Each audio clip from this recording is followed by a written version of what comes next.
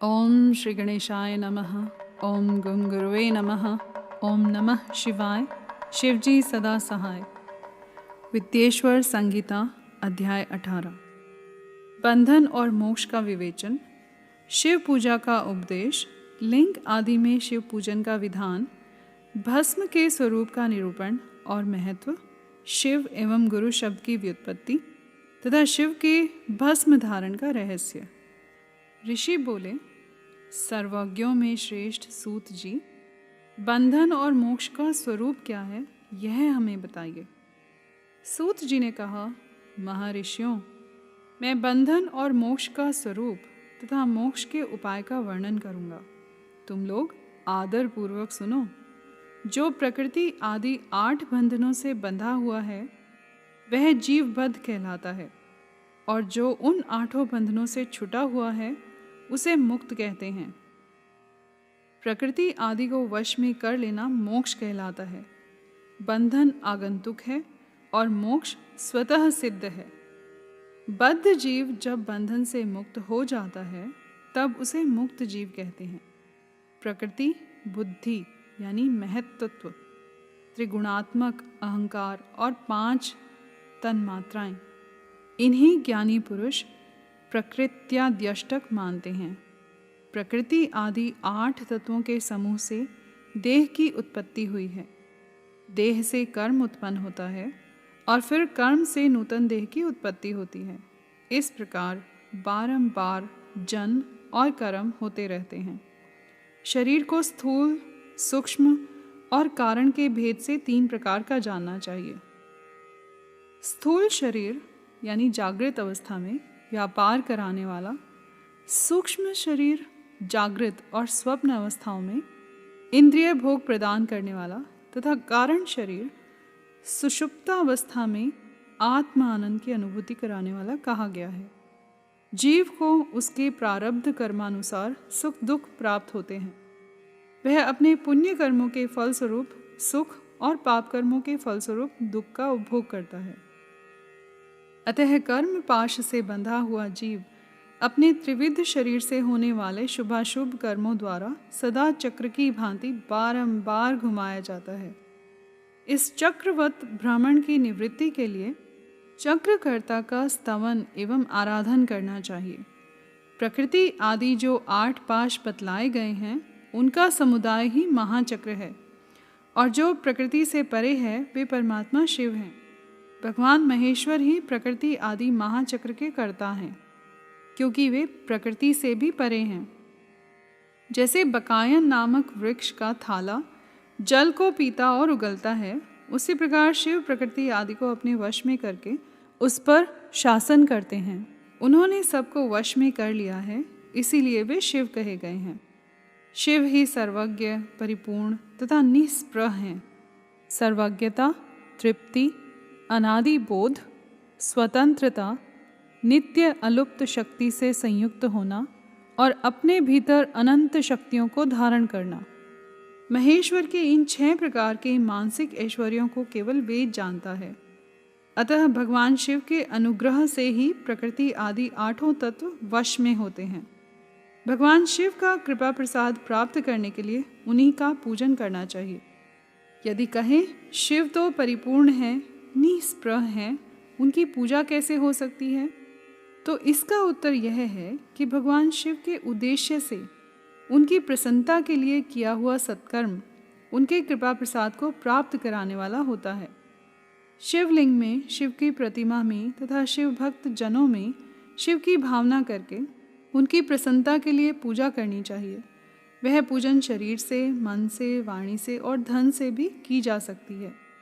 उस पूजा से महेश्वर शिव, जो प्रकृति से परे हैं, पूजक पर विशेष कृपा करते हैं और उनका वह कृपा प्रसाद सत्य होता है। शिव की कृपा से कर्म आदि सभी बंधन अपने वश में हो जाते हैं।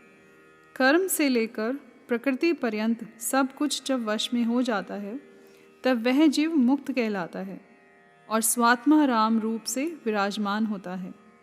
परमेश्वर शिव की कृपा से जब कर्म जनित शरीर अपने वश में हो जाता है तब भगवान शिव के लोक में निवास का सौभाग्य प्राप्त होता है। इसी को सालोक्य मुक्ति कहते हैं। जब तन मात्राएं वश में हो जाती हैं, तब जीव जगदम्बा सहित शिव का सामीप्य प्राप्त कर लेता है। यह सामीप्य मुक्ति है। उसके आयुध आदि और क्रिया आदि सब कुछ भगवान शिव के समान हो जाते हैं। भगवान का महाप्रसाद प्राप्त होने पर बुद्धि भी वश में हो जाती है। बुद्धि प्रकृति का कार्य है। उसका वश में होना साष्टी मुक्ति कहा गया है। पुनः भगवान का महान अनुग्रह प्राप्त होने पर प्रकृति वश में हो जाएगी। उस समय भगवान शिव का मानसिक ऐश्वर्य बिना यत्न के ही प्राप्त हो जाएगा। सर्वज्ञता और तृप्ति आदि जो शिव के ऐश्वर्य हैं, उन्हें पाकर मुक्त पुरुष अपने आत्मा में ही विराजमान होता है। वेद और शास्त्रों में विश्वास रखने वाले विद्वान पुरुष इसी को सायुज्य मुक्ति कहते हैं। इस प्रकार लिंग आदि में शिव की पूजा करने से क्रमशः मुक्ति स्वतः प्राप्त हो जाती है। इसलिए शिव का कृपा प्रसाद प्राप्त करने के लिए तत्संबंधी क्रिया आदि के द्वारा उन्हीं का पूजन करना चाहिए। शिव क्रिया, शिव तप, शिव मंत्र जप, शिव ज्ञान और शिव ध्यान के लिए सदा उत्तरोत्तर अभ्यास बढ़ाना चाहिए। प्रतिदिन प्रातः काल से रात को सोते समय तक और जन्म काल से लेकर मृत्यु पर्यंत सारा समय भगवान शिव के चिंतन में ही बिताना चाहिए। सद्यो जातादि मंत्रों तथा नाना प्रकार के पुष्पों से जो शिव की पूजा करता है, वह शिव को ही प्राप्त होता है। ऋषि बोले, उत्तम व्रत का पालन करने वाले सूत जी, लिंग आदि में शिव जी की पूजा का क्या विधान है, यह हमें बताइए। सूत जी ने कहा, द्विजों, मैं लिंगों के कर्म का यथावत वर्णन कर रहा हूँ, तुम सब लोग सुनो। वह प्रणव ही समस्त अभीष्ट वस्तुओं को देने वाला प्रथम लिंग है। उसे सूक्ष्म प्रणव रूप समझो। सूक्ष्म लिंग निष्कल होता है और स्थूल लिंग सकल। पंचाक्षर मंत्र को ही स्थूल लिंग कहते हैं। उन दोनों प्रकार के लिंगों का पूजन तप कहलाता है। वे दोनों ही लिंग साक्षात मोक्ष देने वाले हैं। पौरुष लिंग और प्रकृति लिंग के रूप में बहुत से लिंग हैं। उन्हें भगवान शिव ही विस्तार पूर्वक बता सकते हैं, दूसरा कोई नहीं जानता। पृथ्वी के विकारभूत जो जो लिंग ज्ञात हैं, उनको मैं तुम्हें बता रहा हूँ। उनमें स्वयंभू लिंग प्रथम है, दूसरा बिंदु लिंग, तीसरा प्रतिष्ठित लिंग, चौथा चर लिंग और पांचवा गुरु लिंग है। देव ऋषियों की तपस्या से संतुष्ट हो उनके समीप प्रकट होने के लिए पृथ्वी के अंतर्गत बीज रूप से व्याप्त हुए भगवान शिव वृक्षों के अंकुर की भांति भूमि को भेद कर नाद लिंग के रूप में व्यक्त हो जाते हैं। वे स्वतः व्यक्त हुए शिव ही स्वयं प्रकट होने के कारण स्वयंभू नाम धारण करते हैं। ज्ञानी जन उन्हें स्वयंभू लिंग के रूप में जानते हैं। उन स्वयंभू लिंग की पूजा से उपासक का ज्ञान स्वयं ही बढ़ने लगता है। सोने चांदी आदि के पत्र पर, भूमि पर अथवा वेदी पर अपने हाथ से लिखित जो शुद्ध प्रणव मंत्र रूप लिंग है, उसमें तथा मंत्र लिंग का आलेखन करके उसमें भगवान शिव की प्रतिष्ठा और आवाहन करें। ऐसा बिंदु नादमय लिंग स्थावर और जंगम दोनों ही प्रकार का होता है। इसमें शिव का दर्शन भावनामय ही है, ऐसा निसंदेह कहा जा सकता है। जिसको जहाँ भगवान शंकर के प्रकट होने का विश्वास हो, उसके लिए वहीं प्रकट होकर वे अभीष्ट फल प्रदान करते हैं। अपने हाथ से लिखे हुए यंत्र में अथवा अकृत्रिम स्थावर आदि में भगवान शिव का आवाहन करके 16 उपचारों से उनकी पूजा करें। ऐसा करने से साधक स्वयं ही ऐश्वर्य को प्राप्त कर लेता है और इस साधन के अभ्यास से उसको ज्ञान भी होता है। देवताओं और ऋषियों ने आत्म सिद्धि के लिए अपने हाथ से वैदिक मंत्रों के उच्चारण पूर्वक शुद्ध मंडल में शुद्ध भावना द्वारा जिस उत्तम शिवलिंग की स्थापना की है, उसे पौरुष लिंग कहते हैं तथा वही प्रतिष्ठित लिंग कहलाता है। उस लिंग की पूजा करने से सदा पौरुष ऐश्वर्य की प्राप्ति होती है। महान ब्राह्मण और महाधनी राजा किसी कारीगर से शिवलिंग का निर्माण कराकर जो मंत्र पूर्वक उसकी स्थापना करते हैं, उनके द्वारा स्थापित हुआ वह लिंग भी प्रतिष्ठित लिंग कहलाता है, किंतु वह प्राकृतिक लिंग है, इसलिए प्राकृत ऐश्वर्य भोग को ही देने वाला है। जो शक्तिशाली और नित्य होता है उसे पौरुष कहते हैं तथा जो दुर्बल और अनित्य होता है वह प्राकृत कहलाता है। लिंग, नाभि, जिह्वा, नासाग्र भाग और शिखा के क्रम से कटी, हृदय और मस्तक तीनों स्थानों में जो लिंग की भावना की गई है उस आध्यात्मिक लिंग को ही चरलिंग कहते हैं। पर्वत को पौरुष लिंग बताया गया है और भूतल को विद्वान पुरुष प्राकृत लिंग मानते हैं। वृक्ष आदि को पौरुष लिंग जानना चाहिए और गुल्म आदि को प्राकृत लिंग।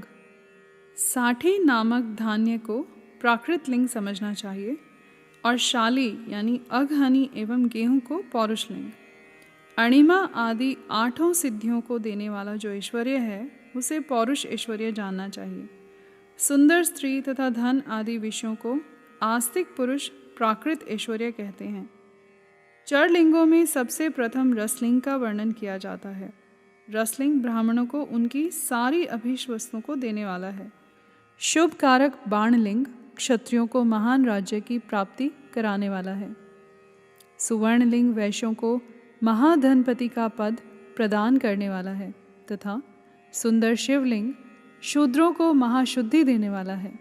स्फटिकमय लिंग तथा बाणलिंग सब लोगों को उनकी समस्त कामनाएं प्रदान करते हैं। अपना न हो तो दूसरे का स्फटिक या बाणलिंग भी पूजा के लिए निषिद्ध नहीं है। स्त्रियों विशेषतः सधवाओं के लिए पार्थिव लिंग की पूजा का विधान है।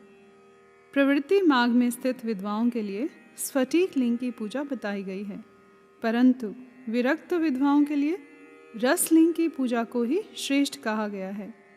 उत्तम व्रत का पालन करने वाले महर्षियों बचपन में, जवानी में और बुढ़ापे में भी शुद्ध स्फटिकमय शिवलिंग का पूजन स्त्रियों को समस्त भोग प्रदान करने वाला है।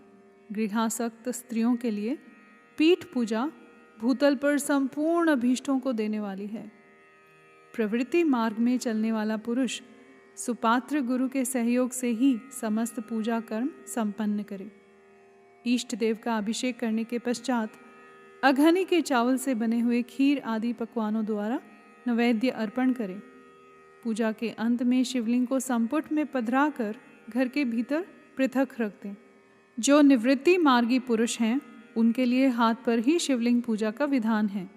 उन्हें भिक्षादि से प्राप्त हुए अपने भोजन को ही नैवेद्य रूप में निवेदित करना चाहिए। निवृत्त पुरुषों के लिए सूक्ष्म लिंग ही श्रेष्ठ बताया जाता है। वे विभूति के द्वारा पूजन करें और विभूति को ही नैवेद्य रूप से निवेदित भी करें।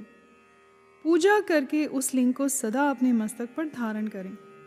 विभूति 3 प्रकार की बताई गई है: लोकाग्नि जनित, वेदाग्नि जनित और शिवाग्नि जनित।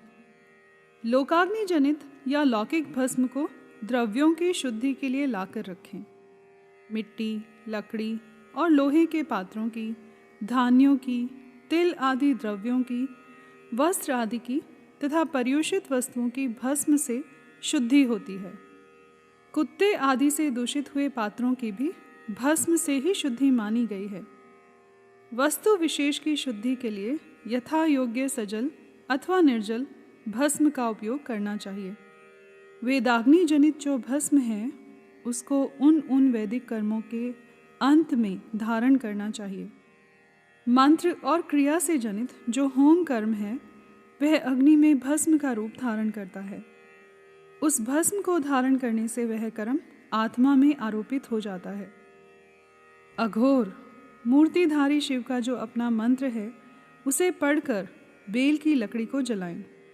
उस मंत्र से अभिमंत्रित अग्नि को शिवाग्नि कहा गया है। उसके द्वारा जले हुए काष्ठ का जो भस्म है वह शिवाग्नि जनित है। कपिला गाय के गोबर अथवा गाय मात्र के गोबर को तथा शमी, पीपल, पलाश, बड़, अमलतास और बेर इनकी लकड़ियों को शिवाग्नि से जलाएं। वह शुद्ध भस्म शिवाग्नि जनित माना गया है। अथवा कुश की अग्नि में शिव मंत्र के उच्चारण पूर्वक काष्ठ को जलाएं। फिर उस भस्म को कपड़े से अच्छी तरह छान कर नए घड़े में भर कर रख दें। उसे समय समय पर अपनी कांति या शोभा की वृद्धि के लिए धारण करें। ऐसा करने वाला पुरुष सम्मानित एवं पूजित होता है। पूर्व काल में भगवान शिव ने भस्म शब्द का ऐसा ही अर्थ प्रकट किया था। जैसे राजा अपने राज्य में सारभूत कर को ग्रहण करता है, जैसे मनुष्य सस्य आदि को जलाकर यानी रांध कर उसका सार ग्रहण करते हैं, तथा जैसे जठरानल नाना प्रकार के भक्ष्य भोज्य आदि पदार्थों को भारी मात्रा में ग्रहण करके जलाकर सारतर वस्तु ग्रहण करता और उस सारतर वस्तु से स्वदेह का पोषण करता है, उसी प्रकार प्रपंचकर्ता परमेश्वर शिव ने भी अपने में आधेय रूप से विद्यमान प्रपंच को जलाकर भस्म रूप से उसके सार तत्व को ग्रहण किया है। प्रपंच को दग्ध करके शिव ने उसके भस्म को अपने शरीर में लगाया है। राख बभूत पोतने के बहाने जगत के सार को ही ग्रहण किया है। अपने शरीर में अपने लिए रत्न स्वरूप भस्म को इस प्रकार स्थापित किया है। आकाश के सार तत्व से केश, वायु के सार तत्व से मुख, अग्नि के सार तत्व से हृदय, जल के सार तत्व से कटिभाग और पृथ्वी के सार तत्व से घुटने को धारण किया है। इसी तरह उनके सारे अंग विभिन्न वस्तुओं के सार रूप हैं। महेश्वर ने अपने ललाट में तिलक रूप से जो त्रिपुंड धारण किया है, वह ब्रह्मा, विष्णु और रुद्र का सार तत्व है। वे इन सब वस्तुओं को जगत के अभ्युदय का हेतु मानते हैं। इन भगवान शिव ने ही प्रपंच के सार सर्वस्व को अपने वश में किया है, अतः इन्हें अपने वश में करने वाला दूसरा कोई नहीं है। जैसे समस्त मृगों का हिंसक मृग सिंह कहलाता है और उसकी हिंसा करने वाला दूसरा कोई मृग नहीं है, अतएव उसे सिंह कहा गया है। शकार का अर्थ है नित्य सुख एवं आनंद, इकार का अर्थ है पुरुष और वकार का अर्थ है अमृत स्वरूपा शक्ति। इन सब का सम्मिलित रूप ही शिव कहलाता है। अतः इस रूप में भगवान शिव को अपना आत्मा मानकर उनकी पूजा करनी चाहिए। अतः पहले अपने अंगों में भस्म मलें, फिर ललाट में उत्तम त्रिपुंड धारण करें। पूजा काल में सजल भस्म का उपयोग होता है और द्रव्य शुद्धि के लिए निर्जल भस्म का। गुणातीत परम शिव राजस आदि स्वीकार गुणों का अवरोध करते हैं, दूर हटाते हैं। इसलिए वे सबके गुरु रूप का आश्रय लेकर स्थित हैं। गुरु विश्वासी शिष्यों के तीनों गुणों को पहले दूर करके फिर उन्हें शिव तत्व का बोध कराते हैं, इसीलिए गुरु कहलाते हैं। गुरु की पूजा परमात्मा शिव की ही पूजा है। गुरु के उपयोग से बचा हुआ सारा पदार्थ आत्मशुद्धि कराने वाला होता है। गुरु की आज्ञा के बिना उपयोग में लाया हुआ सब कुछ वैसा ही है जैसे चोर चोरी करके लाई हुई वस्तु का उपयोग करता है। गुरु से भी विशेष ज्ञानवान पुरुष मिल जाए तो उसे भी यत्नपूर्वक गुरु बना लेना चाहिए। अज्ञान रूपी बंधन से छुटना ही जीव मात्र के लिए साध्य पुरुषार्थ है। अतः जो विशेष ज्ञानवान है वही जीवन को उस बंधन से छुड़ा सकता है। जन्म और मरण रूप द्वंद्व को भगवान शिव की माया ने ही अर्पित किया है। जो इन दोनों को शिव की माया को ही अर्पित कर देता है वह फिर शरीर के बंधन में नहीं पड़ता। जब तक शरीर रहता है तब तक जो क्रिया के अधीन है वह जीव बद्ध कहलाता है। स्थूल, सूक्ष्म और कारण तीनों शरीरों को वश में कर लेने पर जीव का मोक्ष हो जाता है, ऐसा ज्ञानी पुरुषों का कथन है। माया चक्र के निर्माता भगवान शिव ही परम कारण हैं। वे अपनी माया के दिए हुए द्वंद्व का स्वयं ही परिमार्जन करते हैं। अतः शिव के द्वारा कल्पित हुआ द्वंद्व उन्हीं को समर्पित कर देना चाहिए। जो शिव की पूजा में तत्पर हो वह मौन रहे, सत्य आदि गुणों से संयुक्त हो तथा क्रिया, जप, तप, ज्ञान और ध्यान में से एक एक का अनुष्ठान करता रहे। ऐश्वर्य, दिव्य शरीर की प्राप्ति, ज्ञान का उदय, अज्ञान का निवारण और भगवान शिव के सामीप्य का लाभ, ये क्रमशः क्रिया आदि के फल हैं। निष्काम कर्म करने से अज्ञान का निवारण हो जाने के कारण शिव भक्त पुरुष उसके यथोक्त फल को पाता है। शिव भक्त पुरुष देश, काल, शरीर और धन के अनुसार यथा योग्य क्रिया आदि का अनुष्ठान करें। न्यायोपार्जित उत्तम धन से निर्वाह करते हुए विद्वान पुरुष शिव के स्थान में निवास करें। जीव हिंसा आदि से रहित और अत्यंत क्लेश शून्य जीवन बिताते हुए पंचाक्षर मंत्र के जप से अभिमंत्रित अन्न और जल को सुख स्वरूप माना गया है। अथवा कहते हैं कि दरिद्र पुरुष के लिए भिक्षा से प्राप्त हुआ अन्न ज्ञान देने वाला होता है। शिव भक्त को भिक्षान्न प्राप्त हो तो वह शिव भक्ति को बढ़ाता है। शिव योगी पुरुष भिक्षान्न को शंभु सत्र कहते हैं। जिस किसी भी उपाय से जहाँ कहीं भी भूतल पर शुद्ध अन्न का भोजन करते हुए सदा मौन भाव से रहें और अपने साधन का रहस्य किसी पर प्रकट न करें। भक्तों के समक्ष ही शिव के महात्म्य को प्रकाशित करें। शिव मंत्र के रहस्य को केवल भगवान शिव ही जानते हैं, दूसरा कोई नहीं। यहाँ पर हमारा अध्याय 18 समाप्त हुआ। कर्पूर गौरम करुणावतारम संसार सारम भुजगेंद्रहारम सदा वसंतम हृदयारविंदे भवम भवानी सहितम नमामि।